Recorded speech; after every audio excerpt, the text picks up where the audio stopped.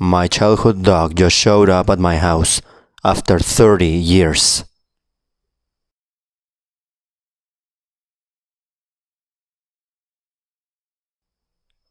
If I remember correctly, Shadow ran off when I was 7.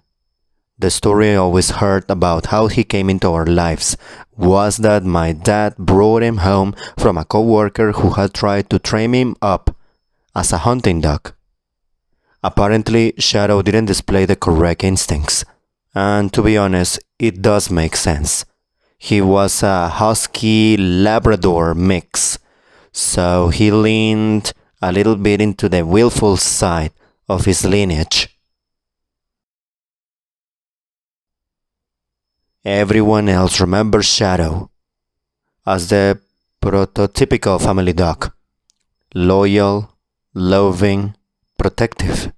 But I have different memories. Even though Shadow was a family dog, it was pretty clear from early on that he was mostly, definitely, strongly connected to me. The thing is, I was always afraid of him. He would follow me all around the house, nudging me this way and that if I wasn't doing what he wanted. I did not want to be alone in my room with him, but he always managed to corner me in there and wouldn't leave me when I told him to. More than once, I would do something bad and I'd swear it was because he told me to do it. Shadow told me. I had always chalked it up to my childhood imagination, but I remember specifically once when I was maybe 5 years old and my sister was standing at the top of the stairs. He told me to push her down. No, I won't. My sister, who was a few years older, said, Won't what? You won't do what? Then Shadow stared at me, and I heard his gruff voice speaking. If you don't push her down the stairs, I'm going to go into her room tonight while she's sleeping, and I'm going to rip her throat out. My sister didn't get seriously hurt, but she did take on a few bruises. Quite a few bruises. And I think that's when our relationship started to deteriorate. It's never fully recovered. Yeah, I got into a lot of trouble, rightfully, and my parents kept a better watch over me for quite a while. Of course, they didn't believe me when I told them that Shadow made me do it. Who would? You're going to bang your head against this shelf until your parents come to check on you. The dog told me. Huh? I don't want to. I can hear them downstairs right now. I can smell their blood. Do you know how easy it would be for me to kill them? Maybe I'll kill your mom first. Everyone will think you did it, since they all think you are a little serial killer already. Then, after someone takes you away, I'll kill your father. I nearly knocked myself out, banging my head against the cabinet. Shadow liked to come with us on errands. Everyone that saw him said he was the most beautiful dog. Majestic, they would say. Oh, gorgeous dog, that one. Or, hey, where did you get him? I'd love to have a dog like that. And to be fair, he was always the perfect dog for everyone else. Calm, well-mannered, and came when called. We would be at the ice cream shop, and all the teens working there would crowd around him to give him pets and a complimentary bowl of whipped cream. When they praised him, he would look over at me with his beautiful, dichromatic eyes, one blue and one brown, as if to say, See, nobody will ever believe you. And nobody believed me about anything. I guess when I was young I would tell really fanciful stories about when I used to be an adult. I had this whole life built up with a whole other family and career in the post office. And once I told my parents about it enough, I think they decided that I was simply one of those kids who couldn't tell reality from imagination. They got mad at me with how long it went on. My mom tells me once, specifically, that I had awakened her while I was sobbing. I was saying, the Batman,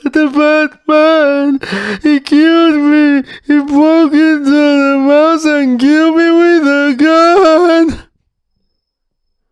Apparently, she had to be up early for work that morning, so she was especially angry. It was just a dream, silly buck, she said, practically dragging me back to my room. I was a little older when I started hearing the babies crying outside.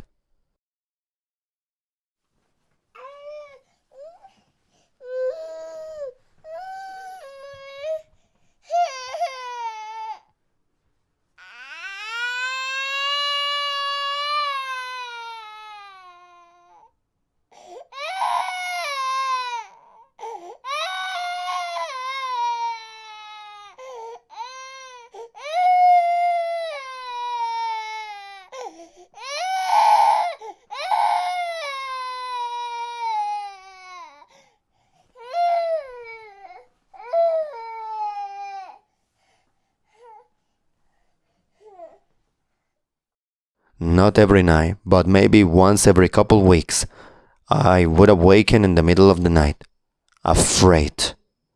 Then I would hear it, a baby crying outside.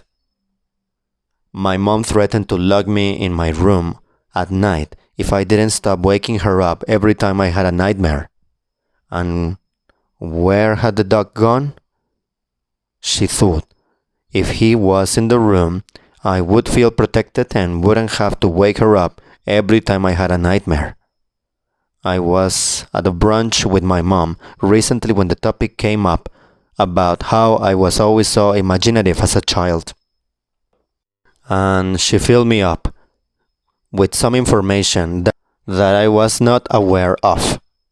When I was being awakened by those crying babies, there had actually been a string of child abductions in our city that have gone unsolved to this day. Apparently, it drove a bit of a satanic panic in our community that escalated until an angry mob from a church tried to burn down the house of a comic book shop owner who sold material to play Dungeons and Dragons. My mom always thought that I had heard some snippets of the news and decided to make up a story about it. That's also part of why they were so thankful for Shadow's connection to me. They knew that as long as he was by my side, nothing bad could happen to me. I was about 7 years old, and I hadn't heard him speak for months, and he seemed less and less interested in me. My mom drove around searching every night for weeks. We put up filters on posts and fences, called the pound repeatedly, and did everything we could to find him, but he was just gone. My family thought that someone probably grabbed him from our yard, since he was such a gorgeous dog. From then on, I'd had a more or less normal childhood. I had forgotten all about him, thankfully.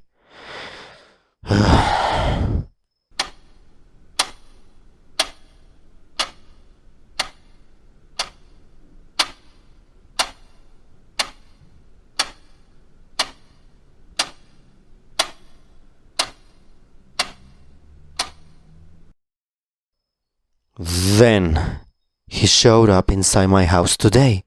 I was walking upstairs to check on my son, who was napping in his crib, and there he was, in the room, gazing at my child. Every hair on my body stood on end. It's definitely him. I even found an old family photograph and I compared it to him. But how can a dog be nearly 40 years old, and how did he even find me after all these years? My wife thinks I'm overreacting. It's just some dog that happens to look exactly like him, but the way he was looking at my son, that everyone always thought was protective, it's the same exact way he used to look at me. I think there's something evil in that dog, and I don't want my son raised with an animal like that.